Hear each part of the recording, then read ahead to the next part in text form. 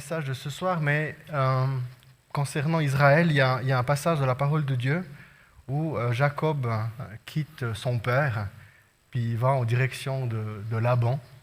Il n'est pas encore marié avec Rachel, et puis Léa, et toutes les autres.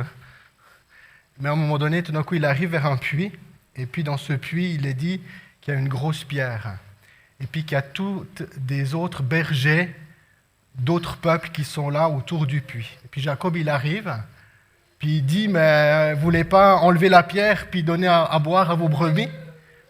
Et les bergers disent quelque chose d'intéressant. Ils disent, non, on ne peut pas encore.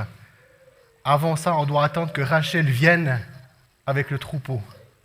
Et seulement quand Rachel va arriver, on enlèvera la pierre et ensemble, on va boire l'eau du puits. Et je crois qu'il y a quelque chose qui est intéressant à comprendre, c'est que rien ne se fera en dehors d'Israël.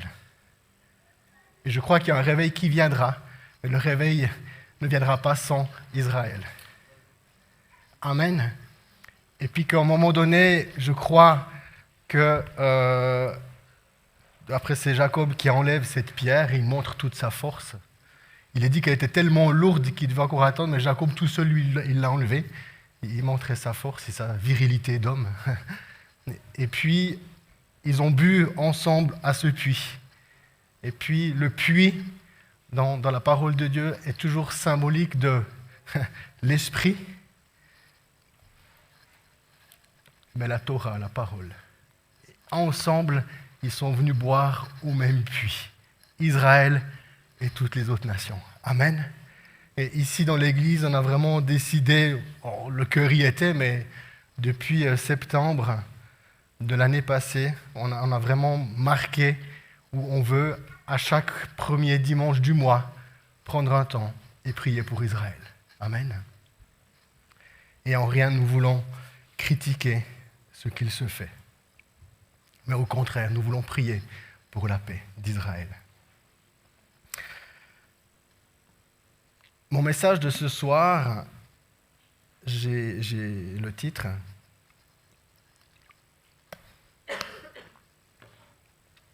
C'est « La vie avec l'Esprit de Dieu ». Dimanche passé, on a parlé que on a passé Nouvel An. Et puis il y avait une petite information que je voulais encore donner. Dans la pensée juive, le Nouvel An, c'est le souvenir, pas forcément de la création du monde, mais le souvenir de la création de l'homme. Amen. Et un Nouvel An, les Juifs, ils se souviennent du premier jour de la création de l'homme qui est Adam. Amen. Adam. Et le texte nous dit, quand Dieu a créé l'homme, dans le chapitre 2, le verset 7, le Seigneur prit de la poussière du sol et en façonna un être humain. Puis il lui insuffla dans les narines le souffle de vie et cet être devient vivant. Amen. Et c'est ça ce soir que j'aimerais, par ma première prédication de l'année, mettre comme un point d'honneur qu'ensemble, dans l'Église, que nous puissions avoir une vie où nous recherchons l'Esprit de Dieu, que nous recherchons le souffle de Dieu, parce que l'homme est devenu vivant quand il a reçu le souffle. Amen. Jésus nous pardonne nos péchés. Amen. Le sang de Christ nous purifie de mal, mais nous sommes devenus vivants quand Jésus a soufflé sur ses disciples. Les disciples sont devenus vivants à la Pentecôte. Ça les a littéralement réveillés. Amen. Et que nous puissions nous retrouver à chaque fois que nous nous retrouvons, que ce soit Gospel Youth, Gospel Tea, Gospel Kids, Gospel Lady, Gospel Café, à chaque fois qu'on se retrouve dans une base, dans une maison, entre amis, entre chrétiens, que nous puissions aspirer à ce que l'Esprit Saint tout d'un coup vienne et nous visite à nouveau, parce que nous sommes devenus vivants quand nous avons reçu l'Esprit de Dieu en nous. Amen. Et j'aimerais faire mon message en deux parties. La première partie, j'aimerais pouvoir expliquer, comprendre comment Dieu fonctionne avec son peuple et avec nous. Dieu a délivré Israël de l'esclavage de l'Égypte et il l'a conduit pour pouvoir rentrer dans le pays promis. Dans Exode 40, on va prendre quelques versets de la parole de Dieu que nous allons lire ensemble. Dans Exode 40, les versets 34 jusqu'à 38, il est dit « Alors la nuée vint recouvrir la tente de la rencontre et la gloire du Seigneur remplit la demeure. Moïse ne pouvait plus pénétrer dans la tente car la nuée y demeurait et la gloire du Seigneur resplendissait la demeure. Pour leur déplacement successifs, les Israélites ne se mettaient en route que si la nuée s'élevait au-dessus de la demeure. Si la nuée ne bougeait pas, ils ne partaient pas. Ils attendaient le jour où elle s'élevait. Et ce qui est intéressant, c'est que ici, la parole de Dieu nous dit que Israël, dans ce moment-là, pour eux, ils suivaient la nuée. Ils suivaient la nuée. Et puis, là où, quand la nuée se déplaçait, ils levaient le camp et ils partaient. Et des fois, on voit dans l'histoire, quand Israël a marché pendant 40 ans dans le désert, eh bien, on voit que des fois, il est dit qu'il arriva le matin, puis le soir, elle repartit. Ils n'ont pas campé. Mais au moment où tout d'un coup, ils voyaient que la nuée demeurait sur la tente, ils savaient qu'ils pouvaient défaire leurs valises et qu'ils allaient rester un temps dans cet endroit. Et ce qui est vraiment magnifique, c'est que pendant ce temps du désert, eh bien, ils ont pu expérimenter tout l'amour et la fidélité de Dieu. La parole de Dieu nous dit, avec Claudia, quand on s'est mariés, on est allé on a visité le mont Sinaï. Puis du coup, j'ai pris conscience de toute la difficulté de vivre là-dedans. La nuit, tu y fais froid. La journée, tu y fais tellement chaud, t'en peux plus. Puis c'est rocailleux comme je ne sais pas quoi. Et la parole de Dieu nous dit que leurs souliers ne se sont pas usés. Ils ont pu boire au rocher tous les jours. Ils ont pu être nourris tous les jours de cette manne qui descendait. Et là-dedans, ils ont pu expérimenter toute la bonté et la fidélité de Dieu. Ils ont même pu expérimenter la guérison. Je n'aimais pas mettre l'accent sur le fait qu'ils ont désobéi, puis que les serpents les ont mordus, puis qu'il y en a dit qu'ils sont morts. Mais j'aimerais mettre le fait qu'ils ont pu expérimenter dans le désert la puissance de guérison, la puissance de restauration. Parce que Dieu, dans son amour, a dit à Moïse qu'il devait forger un serpent d'airain. Il doit le mettre sur une perche. Et ceux qui regardent à cette perche seront guéris. Et c'est ça qui est beau, c'est que pendant ce temps qu'ils marchaient dans le désert, qu'ils suivaient cette colonne de nuée, ils ont expérimenté la fidélité et l'amour de Dieu. Ils ont expérimenté la guérison. Amen. Et voilà Israël, pendant 40 ans, c'était leur mode de vie. Ils étaient là. Il y avait Aaron, Moïse, aussi les prêtres, mais ils regardaient à cette nuée. Et quand la nuée partait, ils partaient. Ensuite, nous voyons plus tard, au moment où Josué reprend le relais avec le peuple, parce que Moïse est mort, on voit ça dans Josué 3. Il est dit, dans Josué 3, le verset 3, je vais lire depuis le verset 2. Alors Moïse est mort, ils sont sur le point de rentrer dans le pays promis. Il est dit, au bout de 3 jours, les responsables du peuple parcoururent le camp et donnèrent les instructions suivantes aux Israélites. Dès que vous verrez les prêtres lévites emporter le coffre de l'Alliance, le Seigneur votre Dieu, quittez cet endroit et suivez-le. Et ce qui est intéressant à pouvoir comprendre, c'est qu'à un moment donné, de nouveau, avec Moïse, ils suivent la nuée. Et là, ils sont en train de rentrer dans le pays promis. Et la nuée n'est plus là. Ils ne suivent plus la nuée. mais ils suivent les prêtres, parce qu'au verset 6, c'est les prêtres qui portaient le jour suivant, Josué donna cet ordre aux prêtres, porter le coffre de l'Alliance et marcher à la tête du peuple.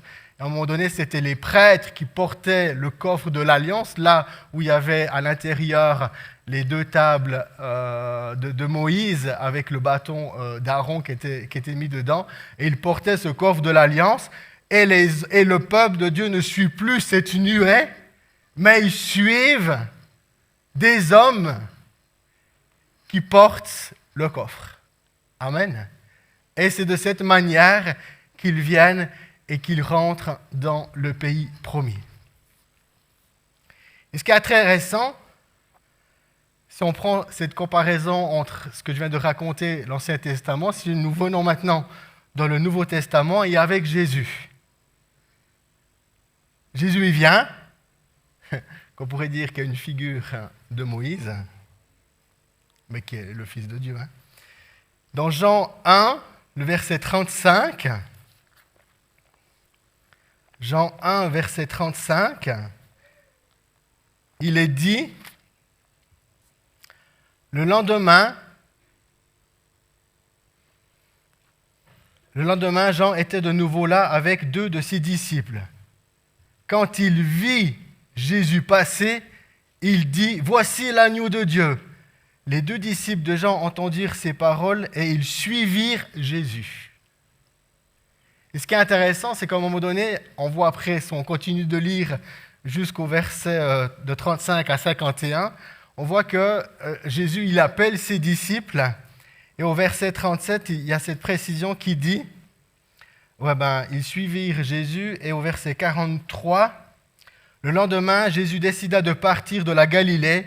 Il rencontre Philippe et lui dit « Suis-moi ». Et ce qui est vraiment intéressant, puis on peut faire ce parallèle où à un moment donné, les disciples reconnaissent dans la personne de Jésus Dieu, le Messie. Et les disciples, pendant 3 ans, Jésus qui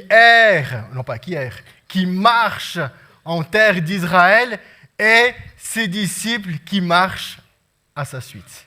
Et ce qui est vraiment intéressant, le fait que Jésus choisit 12 disciples, ça nous fait penser aussi aux 12 tribus d'Israël. Et pendant 3 ans, les disciples suivent Jésus. Ils le voient. C'est-à-dire que si Jésus il reste à un endroit, il reste là. Puis si Jésus décide de s'en aller et de partir, on voit que les disciples suivent Jésus. Amen. Et ce qui est intéressant, c'est qu'un jour, Jésus est plus là. Il est mort, il est ressuscité, et à l'ascension, il monte au ciel vers le Père. Et il dit à ses disciples, « Je ne vous laisse pas seul. Je vous enverrai l'Esprit. » Et dans Jean 16, le verset 13, quand Jésus parle, il est encore présent, mais il enseigne les disciples. Et dans Jean 16, le verset 13, il est dit, « Mais quand lui, l'Esprit qui révèle la vérité, viendra, il vous conduira dans la vérité tout entière. » Et ce qui est intéressant à pouvoir comprendre, c'est que dans l'époque où Jésus était en chair, il était présent, les disciples suivaient Jésus. Et après, on verra ça encore quelques passages dans le livre de Actes, les disciples ne suivent plus Jésus, mais ils suivent l'Esprit. Et je crois que c'est vraiment important de pouvoir faire la différence entre ces deux et qu'aujourd'hui, en tant que communauté, en tant qu'Église, en tant que croyants, nous suivons l'Esprit. Et là, je vais un petit peu provoquer, nous ne suivons pas Jésus, mais nous suivons l'Esprit. Parce que Jésus, il n'est pas là. C'est l'Esprit au milieu de nous qui nous fait vivre le Christ. Amen. Mais c'est l'Esprit qu'on suit. Amen. C'est l'Esprit qu'on suit. Ce qui est intéressant de pouvoir comprendre ces deux choses qui est pour moi quelque chose de vraiment fondamental, C'est quand, comme Moïse, dans le désert, leur enseigne la parole de Dieu, afin que la parole de Dieu, la Torah, toute la loi soit marquée, soit insérée dans le cœur de chaque Israélite. Amen. Parce que c'est dans les moments désertiques de notre vie que la parole de Dieu s'inscrit le mieux en nous. Amen. C'est dans le désert que la parole de Dieu vient et est gravée dans nos cœurs. C'est dans les moments désertiques où on suit Jésus, puis des fois on est dans des moments désertiques et que la parole de Dieu, elle vient et elle marque, elle s'inscrit en nous. Amen. C'est dans les moments de désert qu'on expérimente la fidélité de Dieu, qu'on expérimente la puissance de sa guérison, qu'on expérimente sa fidélité dans nos vies. Amen. Et une fois que ces choses sont établies, amen, on est appelé à conquérir. On est appelé à conquérir. Parce que si on n'avait pas expérimenté la fidélité de Dieu, il nous serait impossible d'aller conquérir. Pourquoi ? Parce que dans la conquête, il y a une guerre, il y a des difficultés. Au premier obstacle, on retourne en arrière. Mais Dieu nous fait conduire afin que sa parole vienne en nous. Et c'est ça vraiment qui est intéressant, c'est qu'en fait, à un moment donné, Jésus, avec ses disciples, il vient, il les coach, amen. Il les coach, avec ses disciples, il leur parle, il leur enseigne, il leur donne la parole de Dieu, il explique, des fois il prêche, puis les disciples, ils ne comprennent rien. Moi, je me suis dit, des fois c'est bien, c'est parce que des fois tu prêches, puis je dis, purée, j'espère que l'Église a compris. Puis je me dis, je ne suis vraiment pas un bon prédicateur. Mais quand je lis ma parole, puis que je vois que Jésus il a prêché, puis que les disciples ils n'ont rien compris, je me suis dit, ok, Jésus il a aussi prêché, puis ses disciples ils n'ont rien compris. Mais à un moment donné, le fait qu'il passe du temps, c'est pour que sa parole soit marquée dans nos vies, afin qu'après nous puissions aller conquérir le monde. J'aimerais lire avec vous Actes 8, 31. Actes 8, 31, ça veut dire que la Pentecôte est arrivée, l'Esprit Saint a été donné, et 8, 31, c'est Philippe qui annonce la bonne nouvelle à un homme qui était l'eunuque de la reine d'Éthiopie. Et il est dit, Philippe fait route, il voyait que l'eunuque lisait le livre du prophète Ésaïe et Philippe demande à l'eunuque, « Comprends-tu ce que tu lis ?» Au verset 31, il dit, « L'homme répondit, « Comment pourrais-je comprendre si personne ne me guide ?»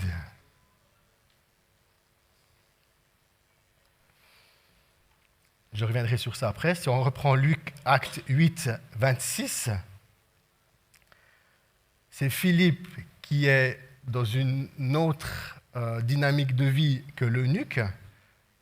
Il a déjà parcouru l'enseignement de Jésus, la parole de Dieu est ancrée dans son cœur. Et puis, qu'est-ce qui guide Philippe ? Un ange du Seigneur dit à Philippe. De nouveau, ce qui est intéressant, c'est qu'il y a un ange. Amen. Il y a un ange qui parle à Philippe. Et dans un de mes messages sur les messages de l'Avent, j'ai prêché où j'ai mis la dimension des anges qui ont parlé à Élisabeth, qui a parlé à Zacharie, qui a parlé à Marie, où les anges, il y a une manifestation d'ange qui est là, qui est présent et qui parle. Et ce qui est intéressant, c'est qu'ici, dans le livre de Actes, amen, on voit de nouveau la manifestation des anges qui sont là et qui peuvent communiquer une direction aux serviteurs de Dieu. Amen. Qui peut donner une direction aux disciples de Jésus. L'ange du Seigneur dit à Philippe, « Lève-toi et pars en direction du sud. » Moi, je me suis toujours dit que Philippe, il n'avait rien dans sa vie. Il n'avait pas d'agenda. Parce que pour pouvoir obéir comme ça à l'ange, puis dire, « Maintenant tu pars, tu vas dans le sud », il n'avait pas notre agenda, moi, je pense. Il avait une disposition de cœur qui était assez exceptionnelle, dont la dimension de pouvoir être à l'écoute et à la soumission de Dieu et d'aller faire et d'aller dans l'endroit où Dieu lui dicte. Ensuite, au verset 29, il y a cette précision où il est dit « L'Esprit Saint dit à Philippe, va rejoindre ce char ». Et c'est ça qui est intéressant que j'essaye de pouvoir nous communiquer, c'est que l'eunuque est là, puis il dit « Mais s'il n'y a pas un homme qui me guide, je ne vais pas réussir à comprendre ».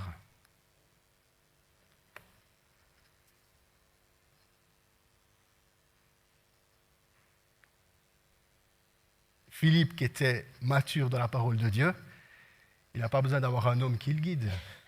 C'est un ange qui le communique, c'est l'Esprit qui lui dit quoi faire. C'est dans sa communion avec l'Esprit qu'il l'amène dans toute la vérité. Mais avant ça, nous avons tous besoin d'avoir une présence humaine qui nous guide. Amen. Comme Jésus, cette présence humaine, a conduit les disciples dans la vérité, a conduit les disciples dans l'amour du Père, eh bien, nous avons tous besoin d'un disciple établi qui nous guide à pouvoir comprendre les Écritures, qui nous guide afin que sa parole soit ancrée dans nos cœurs. Amen. Et une fois que cette étape est faite, on n'est plus à suivre un homme, mais on suit l'Esprit. Amen. Est-ce que vous êtes avec moi? Ok. Où est-ce que vous dormez?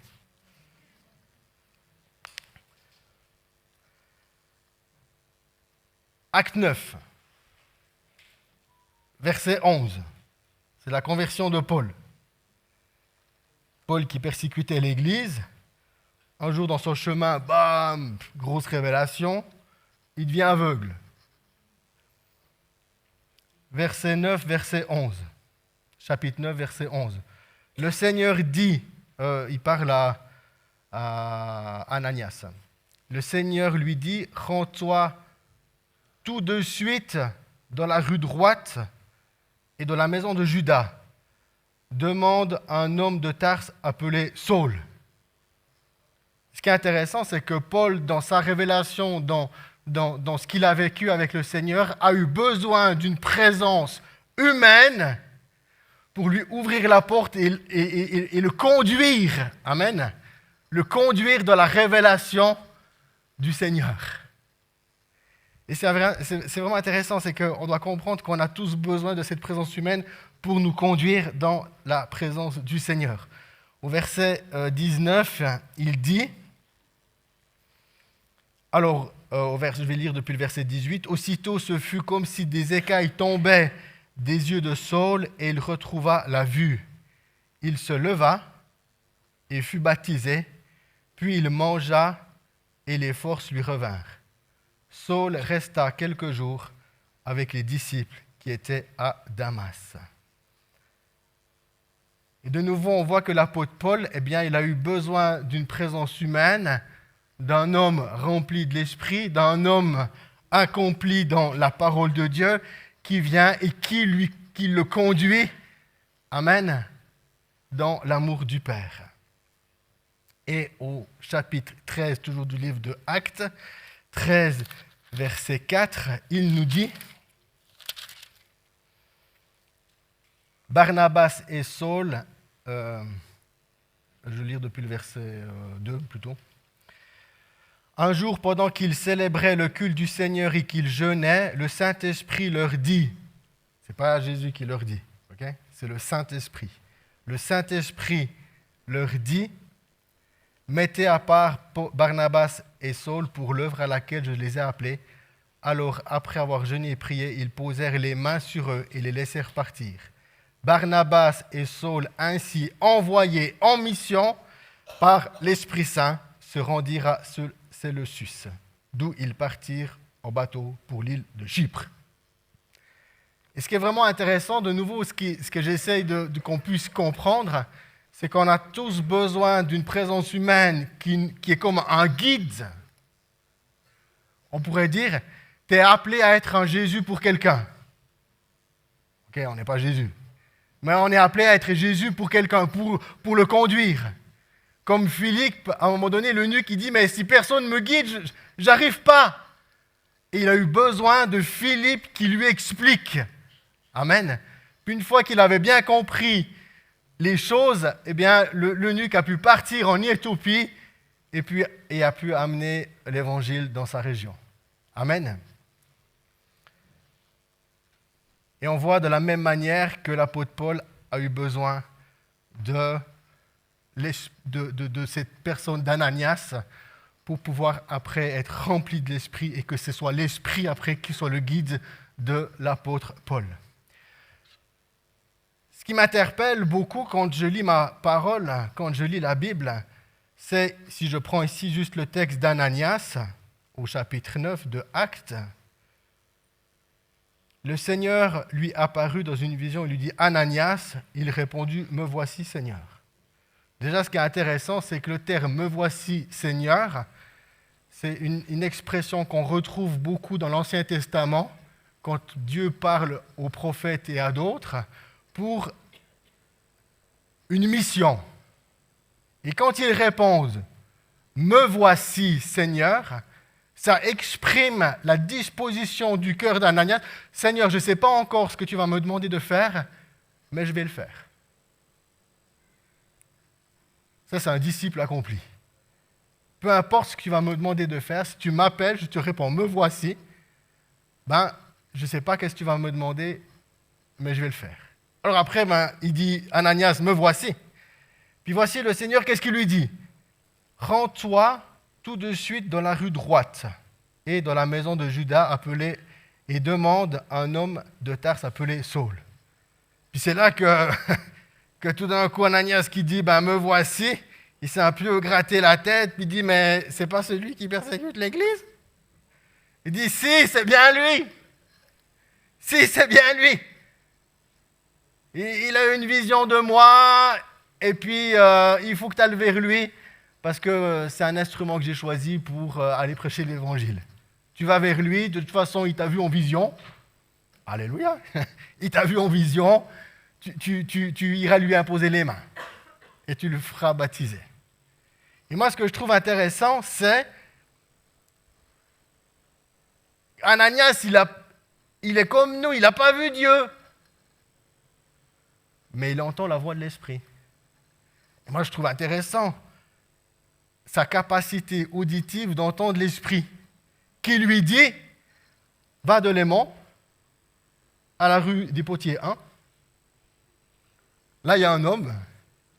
Il faut que tu lui imposes les mains. » Non, mais c'est incroyable. C'est incroyable. C'est comme ça que l'Esprit parle. C'est pas autrement. C'est pas quelque chose de vague. C'est pas quelque chose de « il me semble que ». Non, à un moment donné, Ananias, il a entendu l'Esprit lui dire exactement le lieu précis où il devait aller, et là qu'il y avait un homme et qu'il devait lui imposer les mains. Et c'est de la même manière que l'Esprit, aujourd'hui, veut te parler. C'est de la même manière que l'Esprit Saint veut te parler. Un jour, quand je lisais ma Bible, il y a un peu plus de 16 ans de ça, tout d'un coup, je me suis dit, écoute, si eux, ils entendent l'Esprit de la même manière, moi, j'ai pris la décision que moi aussi. J'ai dit, moi aussi, j'entends l'Esprit de la même manière. Il me parle de la même manière. Je me suis comme positionné dans la foi, et j'ai dit, moi, il me parle. Puis quand j'ai pris position, il m'a pas parlé. Et c'est là que j'ai pu expérimenter. J'ai déjà un peu parlé de ce témoignage, mais ça va dans mon message d'aujourd'hui, où j'étais convaincu, j'étais célibataire, mais que j'étais convaincu que Dieu était tellement grand qu'il savait avec qui j'allais me marier. Et j'ai prié, mais de toutes mes forces, pour pouvoir entendre la voix de l'Esprit et qu'il me dise qui j'allais choisir. Ce n'est pas que Dieu me dit c'est elle ta femme, mais je voulais que Dieu me révèle qui j'allais choisir. Et c'est là que dans l'être intérieur, eh bien, j'ai expérimenté d'une manière tellement... Je n'ai pas entendu Dieu audiblement de mes oreilles, mais l'Esprit Saint, tout d'un coup, sa parole était tellement claire en moi et dans ma vie que je sais que c'était Claudia que j'allais choisir. Mais en même temps, j'avais un peu peur. Parce que autant tu essaies de faire confiance dans la parole de Dieu, dans ce qu'il te dit, mais en même temps, tout d'un coup, le Seigneur, il peut me dire que c'est ma femme, puis elle peut quand même me dire non. Tout d'un coup, on est dans le doute, on est dans le combat de la foi, on est dans l'incertitude, on est dans un combat intérieur. Et c'est là qu'un jour, le Seigneur, il me parlait avec Claudia et tout, puis le Seigneur, il me dit, j'aimerais que tu la considères dans ton cœur comme ta femme. Je dis, écoute, elle m'a dit l'autre jour qu'elle ne m'aimait pas. Je ne vais quand même pas la considérer dans mon cœur comme si c'était ma femme. Et Dieu m'a dit, j'ai senti l'Esprit Saint qui m'a dit, mais si David, fais-le, fais-le, fais-le. Et j'ai senti l'Esprit de Dieu qui m'a poussé. Et puis c'était après la rentrée du groupe de jeunes, quand j'étais à l'église à la Tanne. Après le groupe de jeunes, je suis rentré à la maison. Bien sûr, au groupe de jeunes, j'ai vu Claudia. Et puis, arrivé à la maison, j'ai senti l'Esprit Saint qui me poussait. Puis tout d'un coup, dans mon cœur, j'ai fait « Ah, Claudia, je la considère comme ma femme. Ah !» J'ai eu peur. Parce que je me dis « Mais si je la considère vraiment comme ma femme, puis elle me dit non, mais je suis flingué. » Puis Dieu, il me dit « Mais fais-moi confiance. » Puis la prochaine étape, ça a été que Dieu, il me dit « Hé David, tout ce que tu es en train de vivre avec moi, va dire à Claudia que tu la considères comme ta femme. » J'ai dit à Dieu, mais ça, je ne peux pas faire. Je ne peux pas faire. Puis Dieu il m'a dit, mais est-ce que tu doutes de ce que tu vis avec moi? J'ai dit, non, ce que je vis avec toi est authentique, est vrai. Alors Dieu il m'a dit, tu lui dis. Alors avec beaucoup de sagesse, j'ai dit à Claudia, ouais, je vis des trucs avec Dieu. Si tu veux, je peux te raconter. Puis elle me dit, ah ouais, j'aimerais bien savoir. Alors, je l'invite, on part à Studen. À Studen, toi, à Studen. À Studen, et on va manger une coupe. Puis pendant ce temps qu'on mangeait la coupe, alors Claudia était préparée à ce que j'allais quand même lui raconter un truc. Et puis à un moment donné, je viens et j'y dis, raconte ce que je vis avec le Seigneur. Puis je me dis, quand je vais lui dire que je la considère comme ma femme dans mon cœur, je vais la regarder dans les yeux, puis je vais voir comment elle réagit. Elle va. Puis là, je viens, j'y dis, je la regarde dans les yeux, elle branche pas. Elle est là, tranquille. Ok, on continue de manger notre coupe. Ensuite, après ça, tout d'un coup, le Seigneur, il vient dans sa relation et il me dit, « Hey David !» Bon, je sais qu'elle t'a dit non, mais le 7 mai 2006, ce sera officiel. Et quand Dieu me dit, moi je savais que Claudia, elle ne m'aimait pas, hein.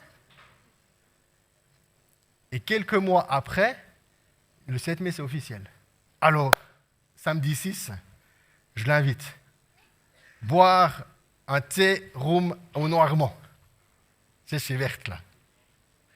Je l'invite. Puis dans ma tête, je me dis, le 7 mai sera officiel, c'est-à-dire aujourd'hui, il se passe un truc, là. Vu que demain, ce sera officiel. Et puis, ce qui s'est passé, c'est qu'au moment où j'ai invité, puis que je suis allé boire le café, c'est comme si dans ma tête, j'ai oublié cette pensée du 7 mai. J'étais là, tout contour avec elle, puis on discutait, puis de tout et de rien. Et puis après, un groupe de jeunes, on rentre à la maison, chacun rentre chez soi. Et puis le lendemain, on avait une sortie d'église où toute l'assemblée chrétienne de la Tanne, on s'est déplacé à l'église de Mulhouse à la porte ouverte. Et puis là, il y a eu 2 ou 3 quarts qui ont été... puis toute l'église s'est déplacée. Alors on était là, moi tout content, tout d'un coup je me suis retrouvé à côté d'elle. À côté de Claudia, je bénis le pasteur Samuel qui dit « Prenez la main de celui qui est à gauche et à droite. » Alors j'ai pris sa main, j'étais tout content. Puis prière, je ne sais plus qu'est-ce qu'il a fait, mais moi je me souviens que j'ai pris la main. Et puis j'étais tout content. Puis après, le culte était fini, puis après il y a eu des tables qui ont été dressées, on a mangé tous ensemble. Et puis à 3 heures, je ne sais plus exactement, c'était l'heure de nouveau de rentrer dans le bus et de rentrer. Et là, j'étais en train de partir, puis je me dis, il faut vraiment que je sois assis à côté d'elle. Mais j'avais oublié l'histoire du 7 mai. Et puis, ce qui s'est passé, c'est que tout d'un coup, j'étais là, je regardais, puis elle venait pas, elle discutait avec les autres filles, puis moi, je marchais tout doucement, pour essayer de... Puis elle marchait encore plus doucement. Et puis bref, tout d'un coup, je viens, puis je me dis, écoute, laisse tomber, rentre dans ce bus, et puis voilà. Puis je suis rentré dans le bus, puis je me suis assis assez proche, dans les premiers rangs. Et puis, tous les jeunes passent. Puis, attends, je suis quand même leader du groupe de jeunes, tout. Puis tous les jeunes passaient devant moi, il n'y a personne qui voulait s'asseoir à côté de moi. Bref, tranquille. Donc Claudia arrive dans le bus. Elle choisit le même bus où je suis. Puis elle vient, et puis elle me dit, je peux m'asseoir à côté de toi, c'est libre? Oh, c'est libre, bien seulement. Puis là, eh bien, les choses se passent. 2 heures de voyage, 1h30 de voyage, et les choses se passent. Tout d'un coup, Claudia fait le pas dans le vide. Puis elle me dit, je t'aime pas, mais j'ai envie de plus avec toi. Et c'était génial parce qu'elle était honnête avec moi, en me disant, je t'aime pas, mais j'aimerais quelque chose, je veux plus, j'arrive à imaginer que tu sois le papa de mes enfants, mais je t'aime pas. Puis elle prend le risque, puis elle tend sa main, je prends la sienne, puis on est le 7 mai. Puis on est le 7 mai. Puis je suis sorti du bus, Claudia est rentrée chez elle, je suis rentré chez moi, et c'est une fois que je suis rentré à la maison que j'ai pris conscience que c'était le 7 mai. Et que Dieu avait dit exactement comme il m'avait parlé, avec de la précision. Avec de la précision. Et je crois que nous devons, dans le cadre de l'Église, aspirer à cette vie de l'Esprit. Et c'est l'Esprit de Dieu dans nos vies qu'il nous guide. C'est l'Esprit de Dieu dans nos vies qu'il nous parle. Mais avant d'être prophète de la nation, deviens prophète pour ta propre vie. Deviens prophète pour ta propre vie. Entends l'Esprit Saint pour ta propre vie, pour ta propre famille, pour ton chez-toi, avant d'aller, soi-disant, d'aspirer à être à gauche ou à droite. Mais en premier, pour ta propre vie. Qu'est-ce que Dieu te parle pour toi? Et quand il te parle, l'Esprit Saint parle d'une manière claire. Claire. Claire. Et c'est aujourd'hui l'Esprit qui nous conduit. C'est l'Esprit qui nous conduit. Amen. Et la chose qui est vraiment importante, et je suis actuellement en pleine lutte par rapport à ça, par rapport à ma propre vie, j'ai partagé avant dans le livre de l'Ancien Testament avec Moïse et la nuée, le peuple se bougeait quand la nuée bougeait. Les disciples se levaient quand l'Esprit Saint, quand Jésus il se déplaçait. Philippe, il part dans le sud parce que l'Esprit lui dit. Mais si l'Esprit te dit rien, reste là. S'il te dit rien, reste là. Moi, je me souviens, un prof à Ibeto, quand j'ai fait mon école biblique, des fois on est là, on veut faire 1000 activités. On veut courir de gauche à droite, mais on veut faire 1000 trucs. Puis il dit, ah, on est fou, hein. Il dit, mais moi, j'aimerais bien avoir la vie d'Ananias. Ananias, celui qui a imposé les mains. Il apparaît une fois, le Seigneur lui demande une fois un truc, puis après il le laisse tranquille. Puis il vit sa vie de foi, d'amour, de communion. Il va à l'église, il sert, il aide, il aide à monter la piscine quand il y a les baptêmes. Mais le Seigneur lui demande une mission. Puis c'est tout. C'est d'aller un jour vers un homme et de lui imposer les mains. Et ce qui est intéressant, c'est que cet homme, Ananias, qui obéit au Seigneur, le Seigneur lui demande seulement une mission, il lui impose les mains. Et après, l'apôtre Paul, lui, il dit, j'ai travaillé plus que tout le monde. Il dit, mais ce n'est pas moi, c'est la grâce de Dieu en moi m'a fait travailler plus que tout le monde. Et ce qui est intéressant par rapport à l'œuvre d'Ananias qui fait juste une chose et l'apôtre Paul qui fait 1000 trucs, aux yeux de Dieu, ils vont recevoir la même récompense. Amen. Ils vont recevoir la même récompense. Je me souviens toujours aussi que j'ai entendu ce témoignage de cet grand évangéliste Billy Graham. Quand je dis grand, c'est qu'il a beaucoup voyagé dans le monde. Il a, à travers sa prédication, amené tellement de milliers de personnes au salut. Personnellement, je suis je suis issu de ce ministère. Pourquoi je dis ça? C'est que ma maman s'est convertie en allant écouter Billy Graham à Lausanne ou à Neuchâtel. Elle s'est convertie. Ça veut dire que je suis issu de ce ministère. Amen. Et puis ce qui est intéressant, c'est qu'un jour, il était dans un show télévisé aux États-Unis, et puis le journaliste lui dit « Waouh, combien de millions de personnes vous avez amenées au Seigneur! C'est incroyable! Waouh, c'est incroyable le nombre de milliers de personnes que vous avez amenées au Seigneur! » Et le journaliste se tourne vers sa femme et lui dit « Et vous, madame, combien de personnes vous avez amenées au Seigneur? » Puis la femme de Billy Graham dit « Juste lui. » Juste lui. Juste lui. Et il faut faire seulement ce que l'Esprit Saint nous demande. Amen. Et c'est ça qui est important. Et c'est ça qui est important.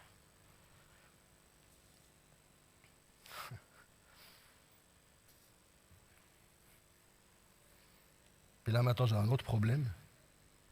C'est qu'il y aura la deuxième partie de mon message. Ah non, dimanche prochain, on n'est pas ici.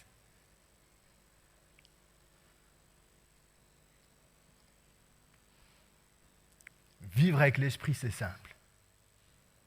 C'est pas compliqué. C'est aussi simple que de respirer. Est-ce que c'est compliqué de respirer? Ben non. On respire. Dans le mot Yahvé, qui veut dire l'Éternel, qui est le mot en hébreu est issu de la racine du verbe être. Puis quand tu le prononces, puis tu dis Yahvé, c'est Yahvé. Yahvé. Et rien qu'en prononçant ce mot, il y a déjà la dimension comme le souffle de vie. Amen. Le souffle de vie. Et vivre avec l'Esprit, c'est aussi simple que de respirer.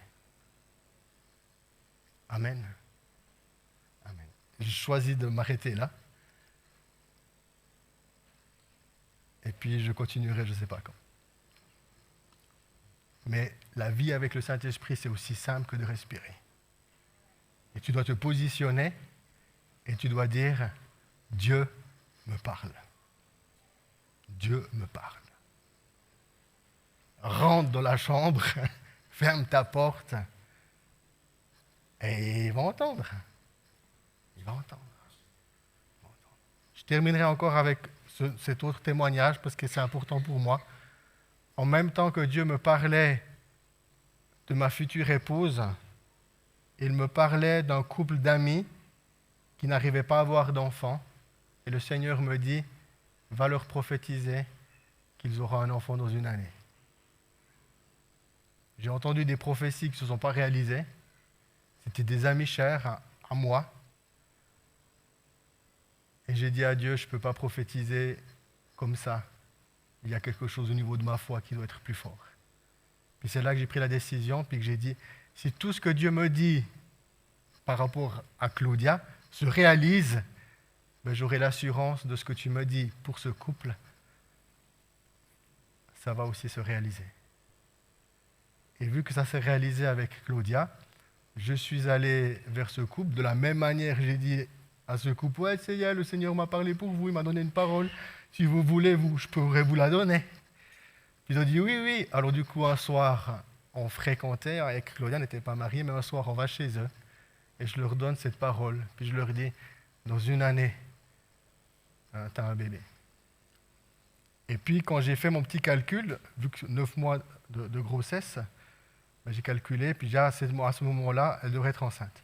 Puis 6 mois après que j'ai donné la parole, elle n'était pas enceinte. Mais j'étais tellement en paix intérieurement, je suis rentré à la maison, puis je dis, Seigneur, pourquoi elle n'est pas enceinte? Tu m'as dit que dans une année, elle aura un bébé. Puis Dieu, il me dit, de nouveau d'une manière claire, il me dit, David, à quel moment la vie, elle apparaît? J'ai dit, ben, au moment où le spermatozoïde rencontre l'ovule et qu'il a fécondation, il y a la vie. Puis Dieu il me dit, ben, c'est ça que j'ai parlé. Tu as pensé, toi, dans une année, qu'elle aurait le bébé sur les bras, puis ce n'était pas le bébé sur les bras, c'était dans une année, elle sera enceinte. Je dis, ah, ok. Alors je retourne vers mes amis, je dis, pas de problème, c'est normal que tu ne sois pas encore enceinte.